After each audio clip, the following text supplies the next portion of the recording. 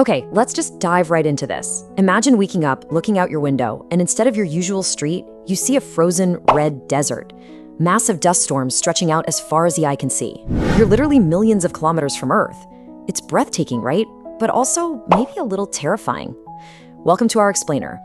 Today we're unpacking exactly what it would take to build humanity's very first city on Mars, and why living there would ultimately force us to completely rethink how we govern ourselves.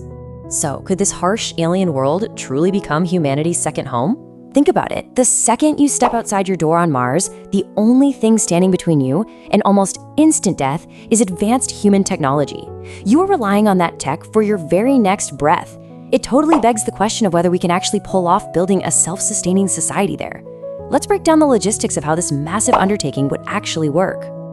To understand the challenge, you really have to compare Mars to Earth, and what you find is this wild mix of stark contrasts and weirdly tantalizing similarities. For instance, the length of a day and the cycle of seasons on Mars, they're remarkably similar to Earth, which gives us a familiar rhythm. But then, you factor in the climate and the distance. We're talking millions of kilometers away in a frozen desert, where the only water is locked up in solid ice. It's this exact blend of the familiar and the extreme that makes Mars our best yet hardest candidate for a settlement. Now, how do we start? Well, before a single human even steps foot on the red dust, we have to prep the ground. And we won't be sending astronauts with wrenches and hammers. It's going to be autonomous AI machines. Picture this: cargo rockets landing completely on their own, deploying fleets of smart robots to build the initial habitats and these sprawling solar farms. They'll be out there paving roads, setting up landing pads, building greenhouses entirely from scratch. By the time the first human crew finally shows up, a fully functioning base camp is already waiting for them. Okay, so what happens once people actually arrive and this colony starts to grow? They are going to live in these incredible, glowing, futuristic cities shielded under massive, transparent domes. And we are not talking about bare-bones survival bunkers here. We're talking about real communities: apartments, schools, hospitals, indoor parks, even restaurants and shopping centers. But here's the catch. Running quietly beneath all of these everyday amenities is a non-negotiable, incredibly complex life support system. We're talking integrated oxygen generation, heavy-duty heating grids, interplanetary internet, and recycling systems where literally nothing can afford to be wasted. And running a city like this means solving one of our most basic human needs: food. You obviously can't just order takeout from Earth when delivery takes 7 to 9 months. To survive, the colony will absolutely have to rely on futuristic greenhouses. Inspired by things space agencies are already experimenting with today, they'll use hydroponics and vertical farming to maximize every single inch of space. With ultra-precise LED lighting and intense water recycling, they'll grow potatoes, lettuce, tomatoes, and eventually even cultivate wheat. It has to be a perfectly sustainable, closed-loop farm on an alien world. But we can't sugarcoat this. The risks are just staggering. Everyday life on Mars will be a constant, high-stakes battle against the elements.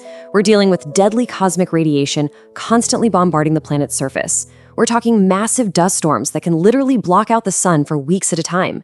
Add in the long-term effects of low gravity on bone density, the extreme psychological isolation of being so far from home, and the terrifying threat of catastrophic equipment failure.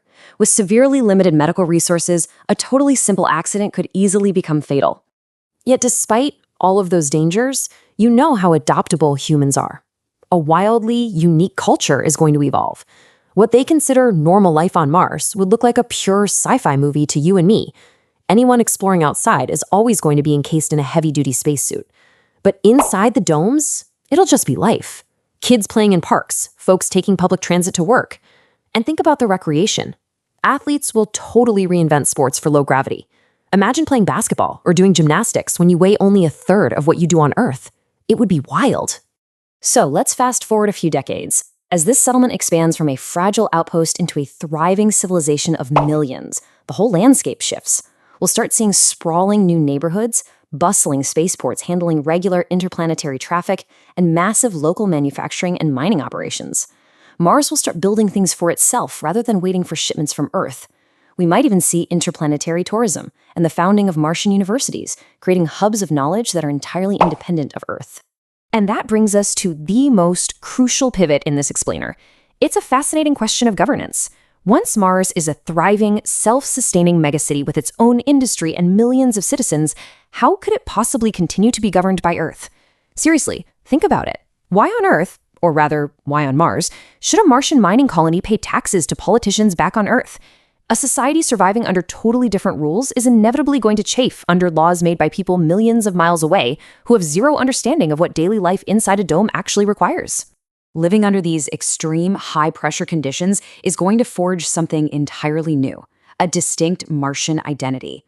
Over time, this cultural and societal evolution means the population will simply stop viewing themselves as Earthlings who happen to live far away. Instead, they'll start seeing themselves as a completely separate civilization. Their loyalty will be to Mars, not to a planet they might have never even visited. But the real push for independence, that comes down to one fatal, deeply practical flaw in interplanetary governance, which is communication delays.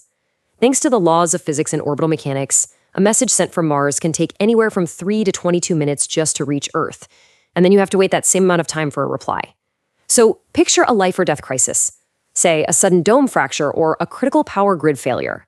Mars absolutely cannot afford to wait almost an hour to get permission from an Earth bureaucracy to act. They have to govern themselves in real time. This is exactly why establishing a new localized government isn't just some political ideal. It becomes an absolute necessity for survival. Earth-based government means sluggish communication and completely out-of-touch legal frameworks. Martian autonomy, on the other hand, allows for instant, life-saving local decisions. It paves the way for a brand new government tailored specifically to the realities of Martian life, a distinct new economy based on their own unique resources, and eventually, independent trade. So we really have to ask ourselves, as generation after generation is born under those transparent domes, people who have never felt a natural breeze, never seen a blue sky or an ocean, wouldn't they naturally see themselves as a totally different society? Even their biology might subtly shift over generations to adapt to that lower gravity. Their history, their local heroes, their daily struggles, all of it will be uniquely, entirely Martian. I know, building a city on Mars sounds impossible today. It sounds like pure science fiction. But honestly, just like crossing unmapped oceans in tiny wooden ships or taking those first fateful steps on the moon, this represents humanity's next giant leap into the unknown. Because the defining moment of our future as a species, the birth of an entirely new branch of human civilization, may not happen here on Earth, but out there on the red planet. So, knowing everything we've just talked about, the immense challenges, the radiation, the sheer crushing isolation, but also knowing you'd be part of the inevitable birth of a completely new society and a brand new government, I want to leave you with this thought. If you had the chance to leave everything behind, step onto that rocket, and live out your days building a new world on Mars, would you take the leap? Thanks so much for joining me on this explainer. Think it over and keep looking up.